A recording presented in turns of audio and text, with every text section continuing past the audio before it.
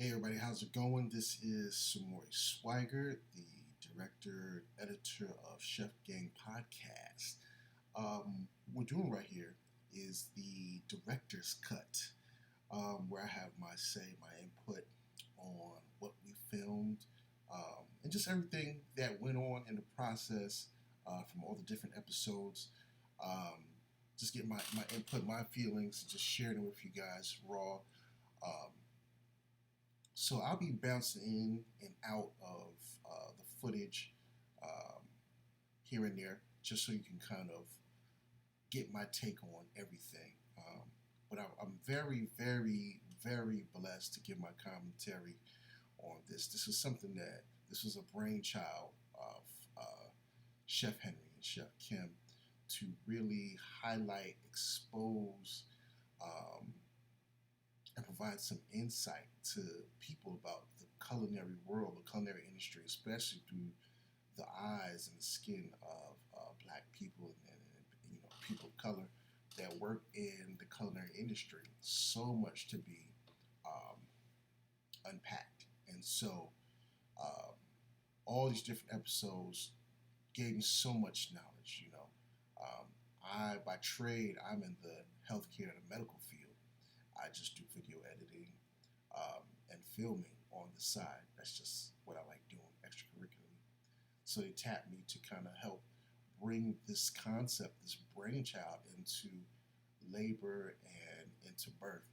And this is where we're at. So I'm going to stop right here and let this kind of play out. This is Chef Henry.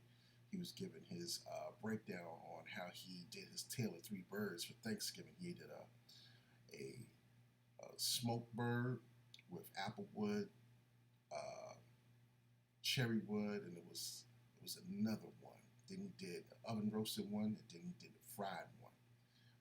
So I'm gonna let this rock out. Like I said, I'll pop back in here and there. No, and what we think is to be the thickest part. Okay. Because that's going to give you the best temperature. And if you come in close, you see that? Those are really clear juices flowing from the turkey. That's another way you know that it's done. You know what I'm saying? So we want to get it to about 165 degrees in the thickest part right now.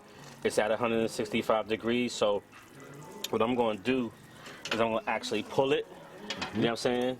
And let it rest so that the carryover heat will bring it up a little bit, about a few more, a few more degrees, and then we good to go. You know what I'm saying?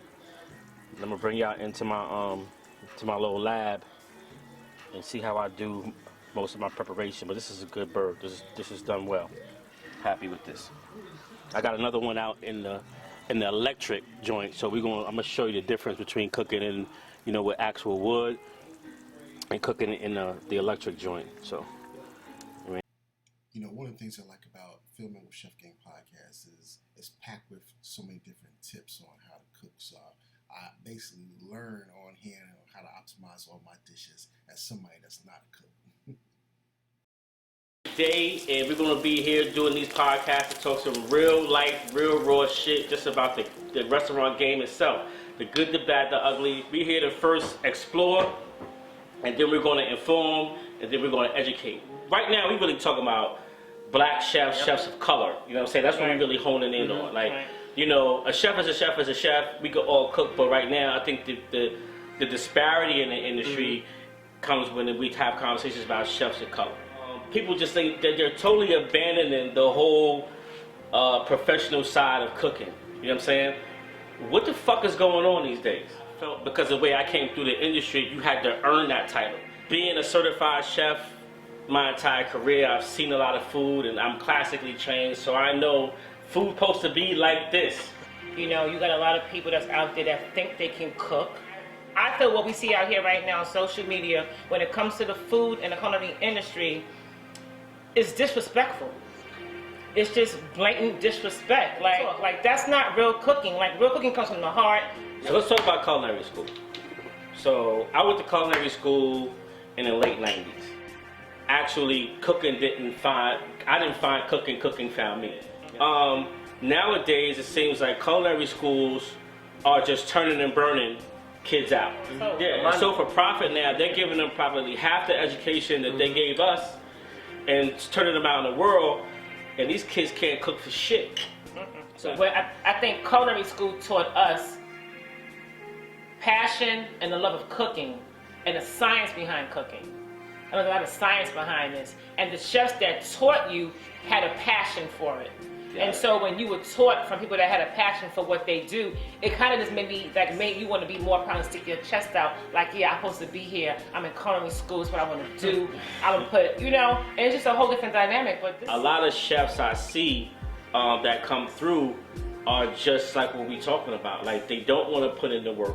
They don't want to cook. No. You know what I'm saying? There's a lot of long hours and long days, and you got to work holidays, and you got to work weekends, and you got to work nights, and you got to take time away from your family, and so forth and so on, to feed other people. And I just don't think that these days the chefs of color are looking to put that kind of work in to somebody else's restaurant. I mean, my question is, whatever happened to the black executive chef? Where is he? There is acute and direct degrees of racism and cultural disenfranchisement and things like that in the restaurant industry. Can we blame the internet chefs for what they do? Is it a valid hustle? I'm just wondering, is the culinary game dead? Is the chef game dead? You know what I'm saying? Can we save it out here? Get this black chef community back where it needs to be. So that was the first trailer that was shot, edited for the very, very first installment of Chef Gang podcast. Chef Kim, Chef Henry really enjoyed it. It was raw, to the point. It kind of got to where the emotions, the seat of their emotions, they really enjoyed it. When I got the feedback that I got from it, it gave me more motivation and drive to continue doing what we're doing. And shoot, we're like, 7 episodes in now? It's a lot. So anyway, back to Chef Henry. You know what I'm saying? So you gotta let it go so that you can get, the smoke to be clean. So we're gonna close that. As you can see, it's kind of dark, but this will hit like 225 or 200. It's gonna hit 225. It's gonna hit 3. You see, that's climbing, right? That's because all that heat from the firebox is now trapping in here. But you can't smoke like that. You gotta smoke what they call slow and low. Okay. You know what I'm saying? So now it's climbing.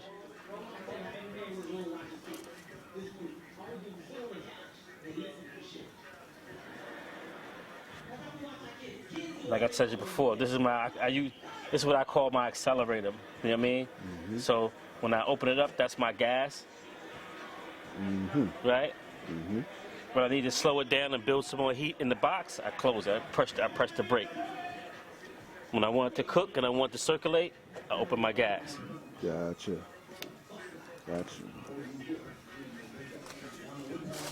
It's dark, but I can still see that smoke is like gray.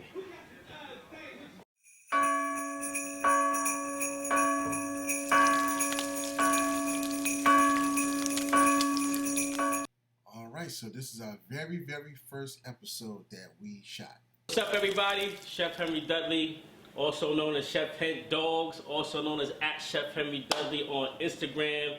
You're now tuning in to Chef Gang Radio, aka the Chef Gang Podcast. Really quick, a little bit about myself. 24-year veteran in the culinary industry. I've been a sous chef, executive chef, corporate executive chef, food and beverage director. You name it, I've probably done it in this game. And we're here today, and we're going to be here doing these podcasts to talk some real life, real raw shit just about the restaurant game itself. The good, the bad, the ugly, catering, everything. You know what I'm saying? We're here to first explore, and then we're going to inform, and then we're going to educate. My co-host, I'm going to swing it to them. Chef.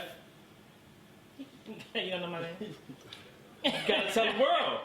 You gotta introduce yourself. That was a very good introduction, Chef Henry Dudley. Thank you. Hey everybody, my name is Chef Kimberly VanKline, also known as Passion for the Palate, also known as @Chef Kim VanKline on Instagram. Basically, I'm a caterer, aka the catering queens, what I've been called. I'm the person that you want to come to for high-end, upscale cocktail parties, weddings, things of that nature. That's what my specialty is in. I love taking very, very unique classical, classic meals, entrees, and flipping them into small bites with big flavor. That's what I'm known for. I'm very happy to be a part of this podcast because it's been a long time coming.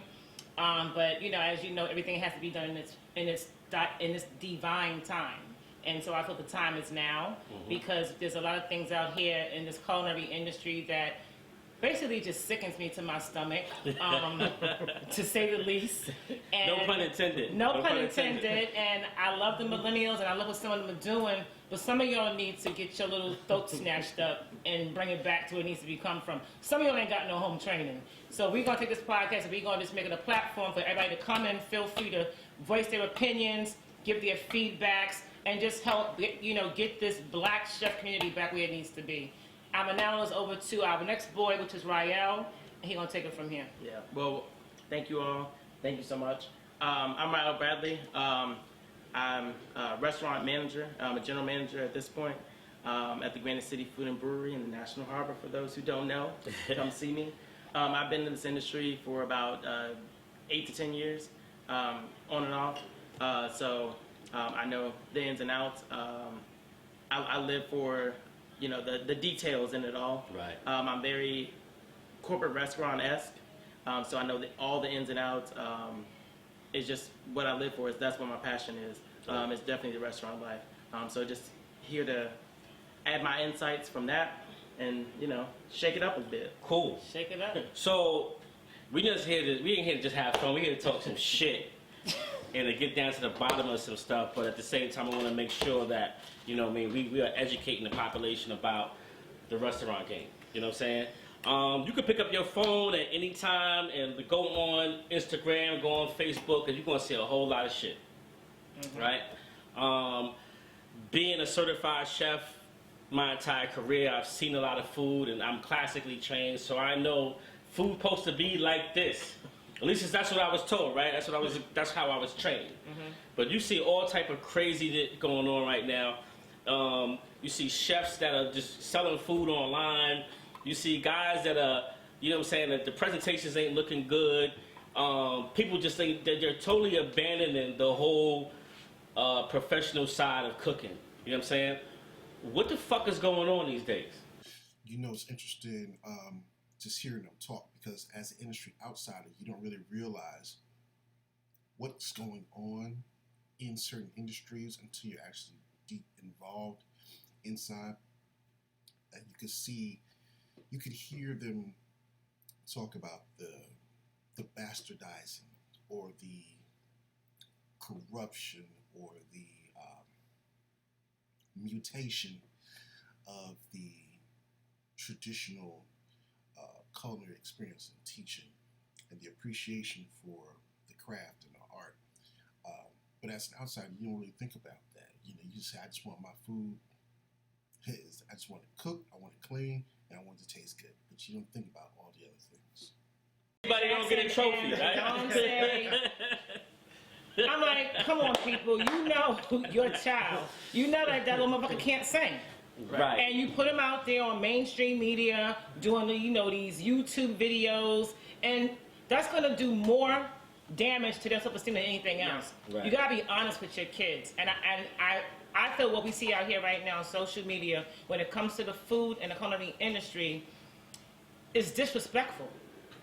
It's just blatant disrespect. Like, you gotta look at where's the passion. There's no passion. Like, I'm tired. If I see another motherfucking lobster tail fried and another crab fried in the shell on mac and cheese and all this gravy on it, I'm gonna shoot myself. Like, real talk. Like, that's not real cooking. Like, real cooking comes from the heart. How we said when you do gumbo, you just said this. You know good gumbo.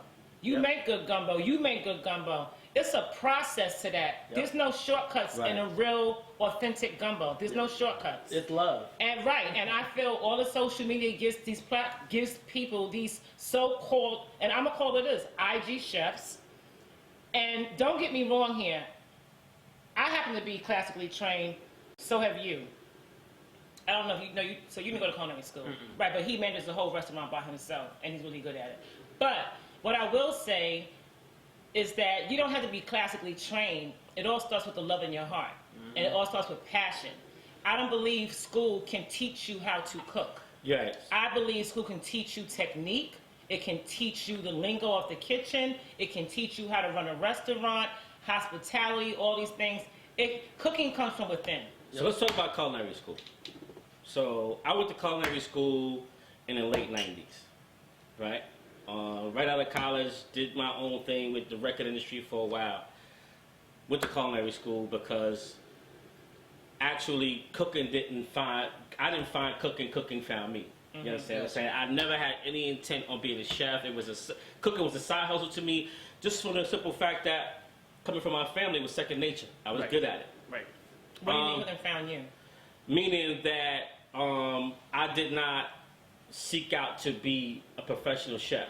You know what I mean? With my grandmother teaching me how to cook and being a latchkey kid and cooking on my own and so forth for survival purposes, you get what I'm saying? It wasn't in me to be like, yo, I'm going to grow up and be a chef one day. You understand what I'm saying? I wanted to be a record company executive. That was my thing. You know what I'm saying? Are you puffy?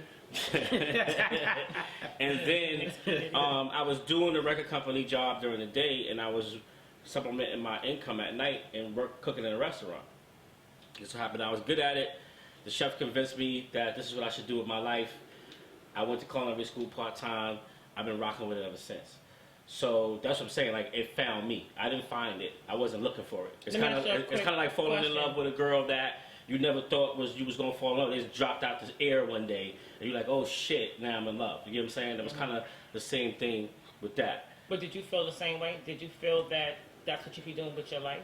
When he felt that about you, when he came? Nah, I didn't.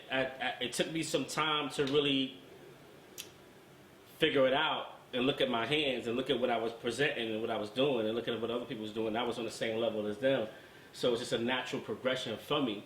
And it's culinary school.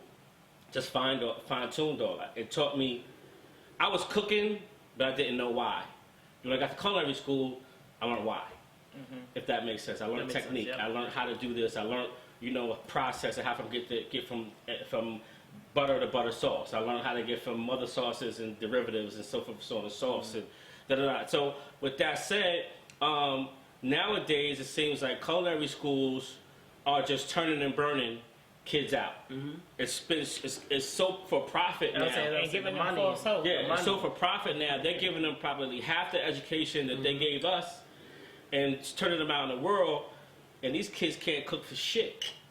So they go into these, this is my opinion, they go into these restaurants and they're working, they're getting their asses kicked on the line, they don't want to do that kind of work, they don't want to put that type of work into it, and then they come out, they go on IG and take the little bit that they learned in the kitchen, and all of a sudden they chef such and such, and chef this and chef that. When all along they just glorified line cooks. Right.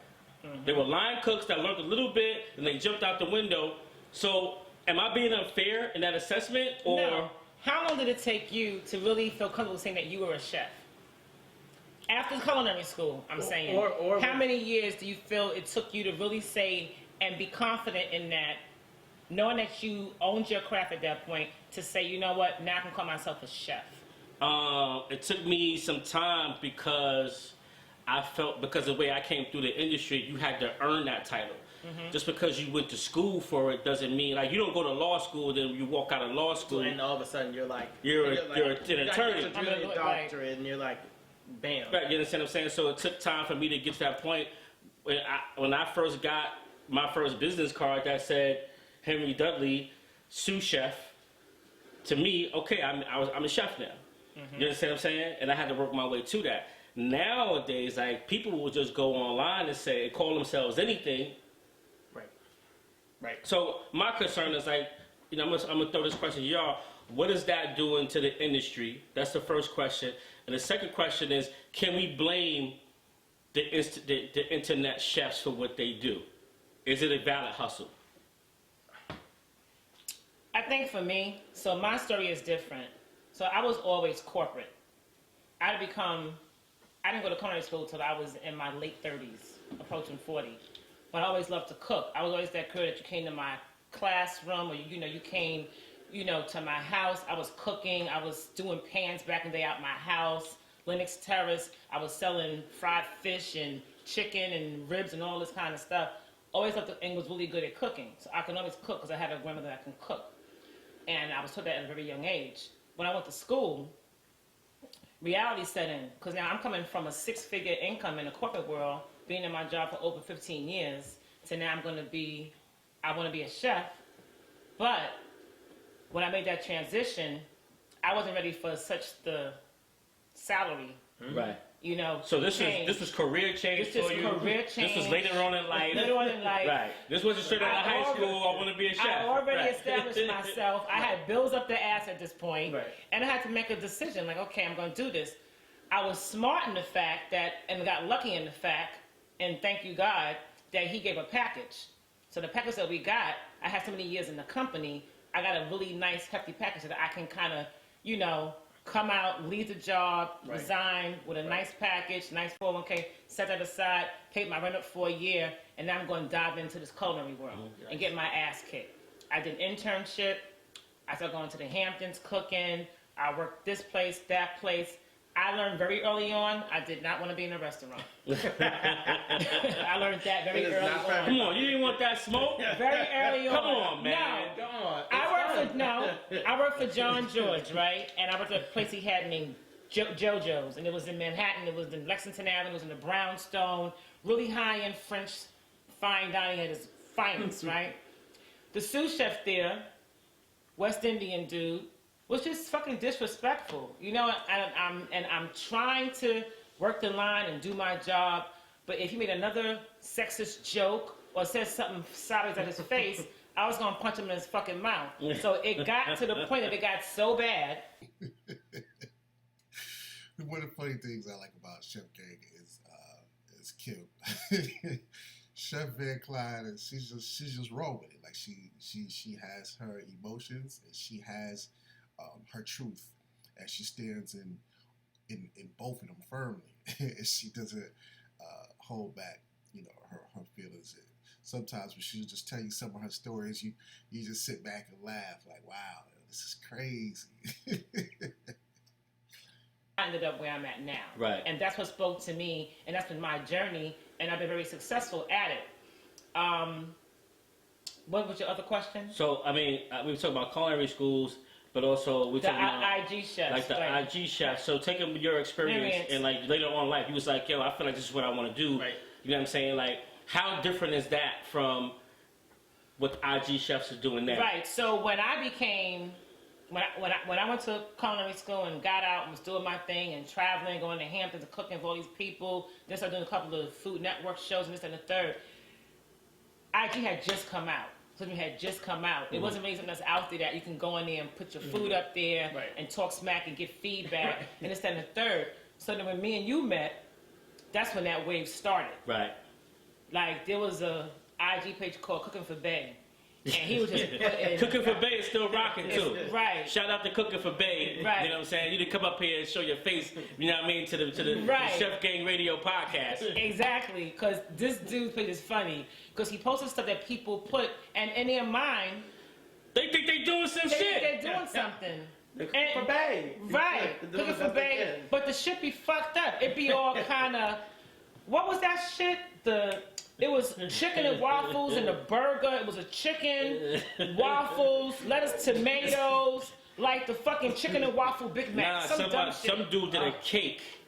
The cake was all meatloaf and mashed potatoes was the frosting. What? And he had chicken wings on top of it as a decoration, like carrot cake. You know what I'm saying? They was doing something. And so I think what happens is that this just shows the lack of you going to a real classically trained school. Because had you gone to school, you not putting no shit out there that looked like that. Right. This is what I was talking about, where you look and you listen to the stories and the perceptions from Chef Henry and Chef Kim. And you see how they evaluate things from a classically trained chef, culinarian. And then they look at how, like I said, I think bastardization is the correct word. The bastardization of cooking is happening. And you don't really pay attention to it until you have real professionals show you this. And then you're like, yeah, that doesn't make sense. This is crazy. What's happening out here? And how social media is a platform where accept everything that's provided to you. And people becoming stars and being famous for putting together shit. Well, for the culinarians, I think that level of that IG chef that you feel, that comes through the restaurant industry too. Mm-hmm. People feel like, I make plates. To me, it's the same. Because it's Right. like, I make plates, so that makes me a chef. No, that doesn't make you a chef. Like, It means you making plates. That means you know how to make a plate. And Right. your plates aren't even that great. Right. But you see a lot of that. You see a lot of people who just are glorified cooks. And in the restaurant industry, if you're not with a brand that hones in on the chefs, you find a lot of that throughout your entire Right. brand. Right. Because it's like, oh, this was a cook, and they're dedicated, and they show up. Anybody can show up. Anybody can show I can up. have a dishwasher show up. Does that make him an Right. executive chef? Right. No. But a lot of times that's what we get. And I've seen plenty of people, the high level, the low level, the mid level, and it fluctuates so much because they know how to make something look good, or they know how to talk about something. Like I had an executive chef, he could talk a good game, good game. Like just because he knew about jicama. Mm-hmm. They got so excited. Oh, you know what jicama is? Okay, whoop-de-doo. Okay, so just because in this area most people don't know what jicama is, doesn't make him executive chef quality, because he knows one thing that someone else doesn't. Right. That's a cultural issue. Right. Right. Right. That's not a Maybe he grew up with jicama. right. Look at his nationality.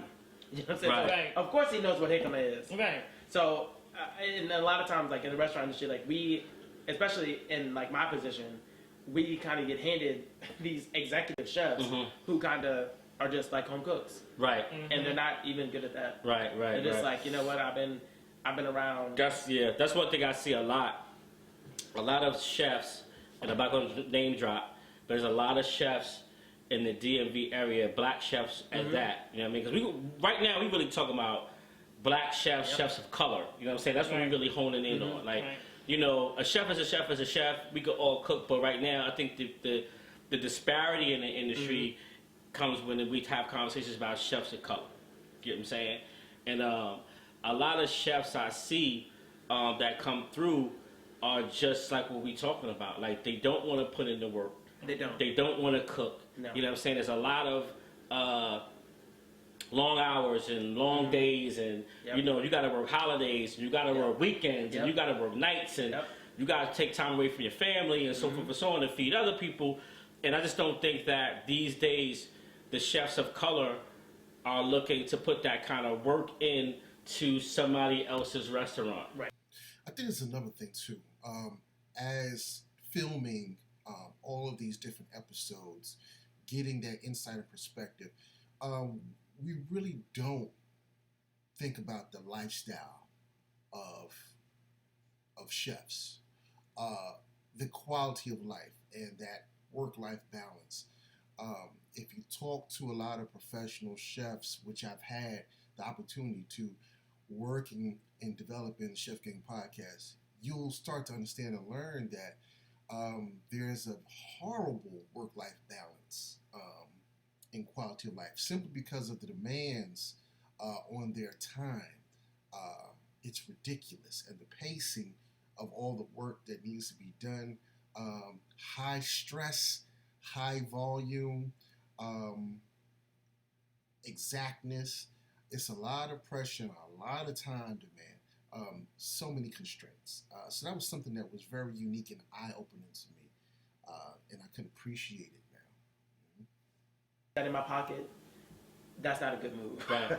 And you use it, but a lot of times, especially our people, we're not receptive of that failure to use it as a stepping block to get to where we want to be. Everyone tells us, oh, you want to work for the man. Listen, child, the man is paying the bills and he ain't got no problem doing it. So I'm going to let him pay for a little bit because I want to get to a point where it's mine. Right. You know what I'm saying? So I'm going to take ownership of what I have, this space, because if I continue to have that ownership of it, when I move into my own, I will always also have that ownership. But if I don't have that ownership now, you're not going to be able to just click on it like that. You're going to click on it once you start realizing that all your money's I mean, my question is, whatever happened to the black executive chef?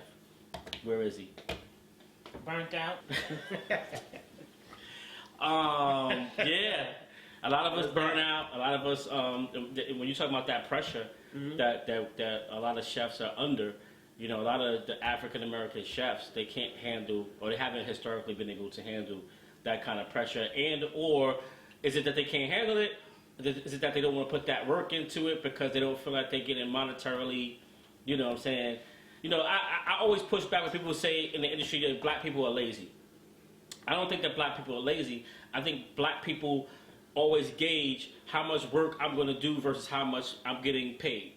And we tend to do that more than to say, okay, well, let me just do my job and then make it up. You know what I'm saying? Like, let me just do my job and like kind of jump out there and make it happen, you know, because that's where I'm at. Like, I feel like I make enough, right? Not necessarily. I make enough to like do what I need to do. Mm-hmm. And guess what? I'm gonna put me on the table. Like, what's up? It couldn't be done. I just did it. Where is my Where's money? The money? Right. And then I can think argue with that. I think another piece to that, important piece, is that, say, an executive black chef already is not getting paid the same money as a white executive chef. And I think even in this whole industry, we are always the lower paid.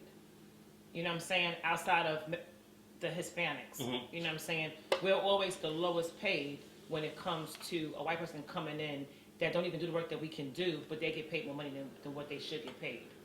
And I think when we go into something getting that, you go into this whole mindset of that, why am I going to put all this extra work in this when I'm not going to get paid for it, get compensated for it anyway, but yet this white boy can come up here that has not done half of what I've done, been to culinary school, trained under another chef, but yet he's in my seat, and now he can actually take my job and get more money. There's a lot of people who are going to watch this show and listen to this show who are they're just on the customer end, they're on the patronage end, they're not, you know, and it's time for us to kind of pull the cover off of that so people can really understand pull the sheet back. Everything that's going on while you're sitting there and you're just trying to enjoy yourself in a restaurant. There's a whole culture, another world, there's a whole other world on right as you sit behind that wall, and there is acute and direct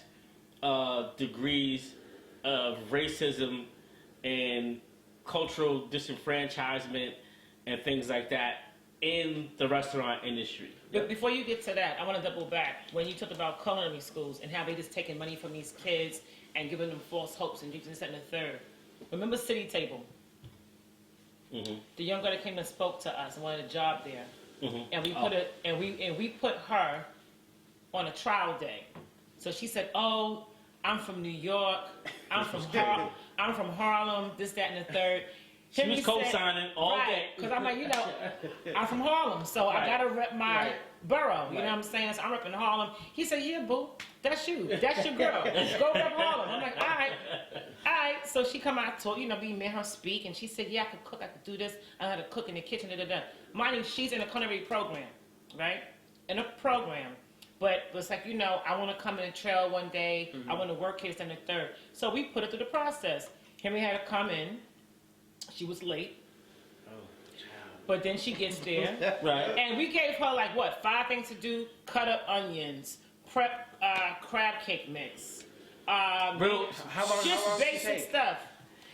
She got there 10 something. It was she got there at she's supposed to be there at 9. She got there about 9:30. She started working at 10. Right. She finished the list about 3:30, 4 o'clock. Right. for these basic things. So after she's done, and then she's slow as hell, but you told me you cook. Right, because you're supposed to Like, you told me that you know to do all this already, right?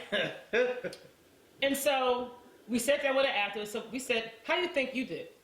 Yep. Well, I know it's a little slow, and, you know, I got a little late, and I took my time, and da-da-da-da. I said, okay. So where do you want to go from here?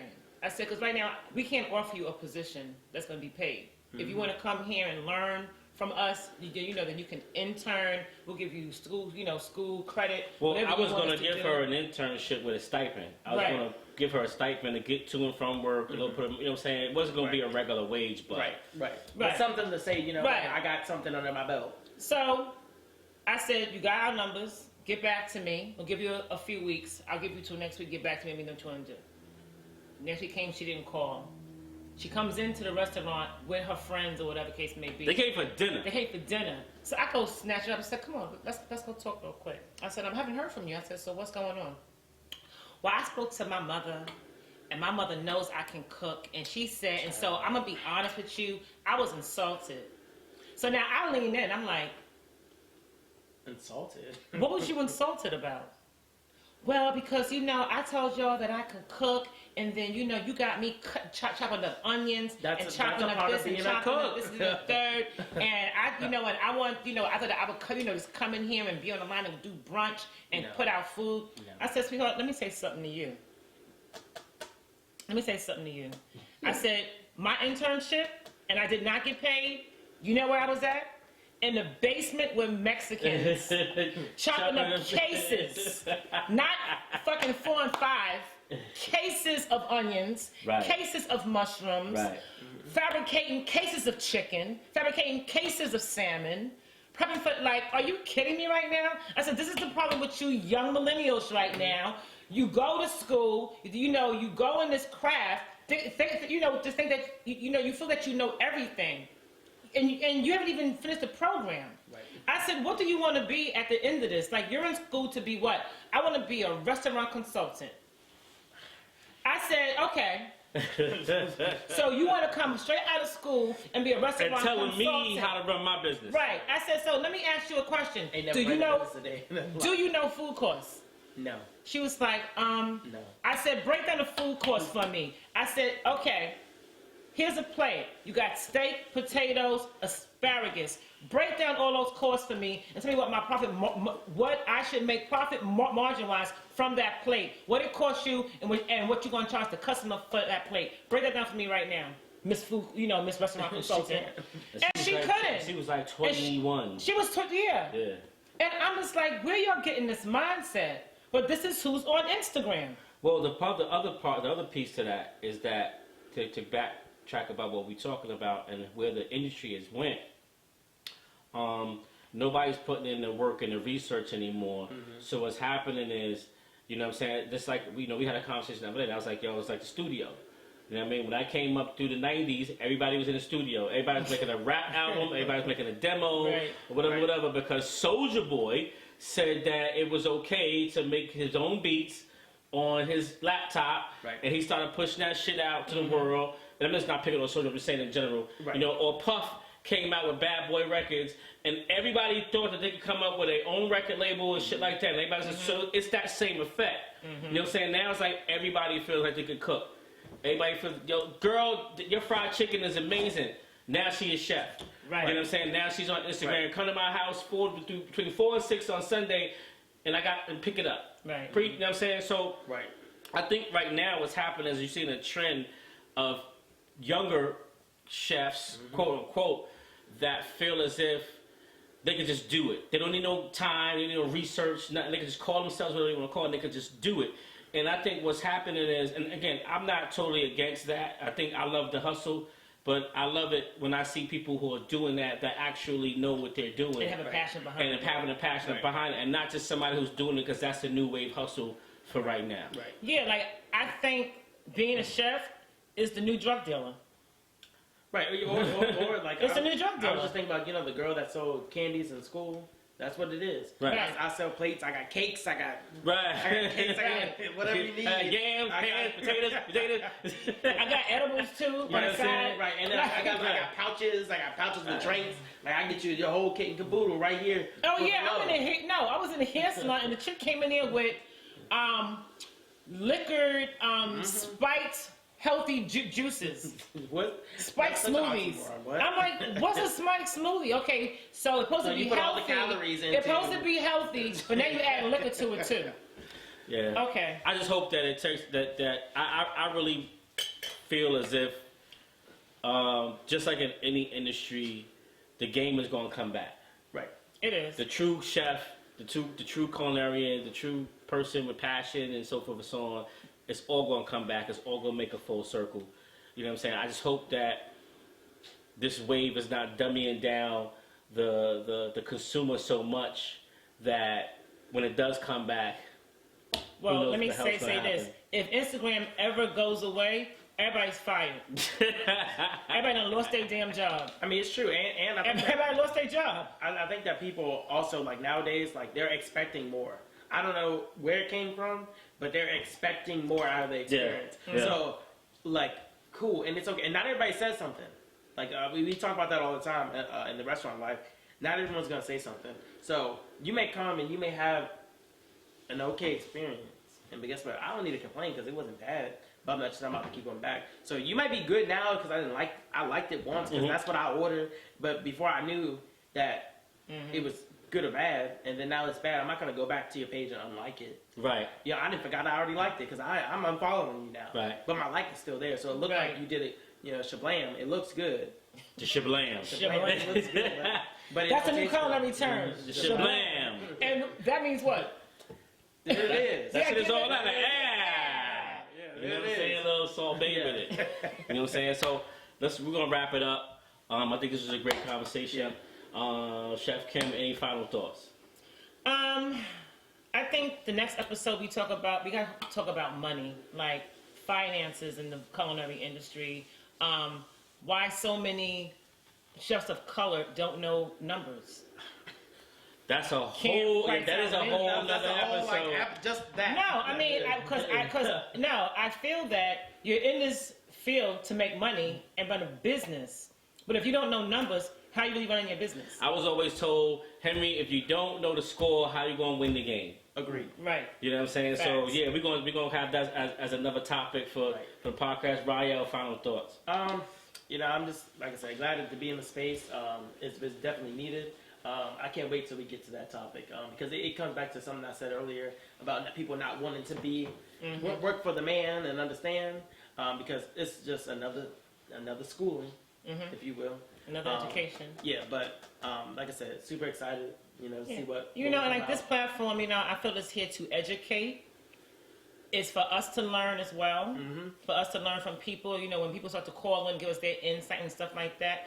But it's just for us as a community to come together and understand this whole hospitality industry from every point, from your job to catering to executive chef to private chef to opening a restaurant to all these different things. Got So it. I'm gonna shed some light on that. My final thought is one of my favorite rappers, Nasty Nas. He once came out with a platform and said, "Hip hop is dead." You know what I'm saying? And I was just wondering, is the culinary game dead? Is the chef game dead? You know what I'm saying? Can we save it out here? Can we make it better? You know what I mean? This platform is here, like we said, to expose, you know what I mean? To elaborate, and then to educate. You know what I'm saying? Like, we talk a lot of shit on here, but enough respect to all chefs in the industry. It takes a lot to do what we do, you know what I'm saying? But with this shit, this shit, you know what I mean? When there's smoke, there's fire. So we got to call it how we see it. Yes, So, All right, everybody out there, it's time to go eat. Yes. yeah, we about to go break some bread. I really liked this episode. You know what I'm saying? It was the first one. This was the maiden voyage, into Chef Game Podcast, and I was very satisfied, very thrilled. Just good, just to hear and see so many things that you just never really get privy to. So just to see that and have that first convo was very, very interesting. So that was our very first episode. That was my first filming and editing for Chef Gang Podcast. And so this is the first episode director's cut. There's a lot more to come. Hope you stay tuned. Share this, like this, tell your friends on all your social media, Facebook, Instagram, all of that, Twitter. And with that being said, we're out of here. Next installment is going to be very, very dope. That one will be She Chef. No. I'll decide. I'll decide which one I want to do. I don't know if I want to do She Chef or if I want to do Farm to Table. Yeah.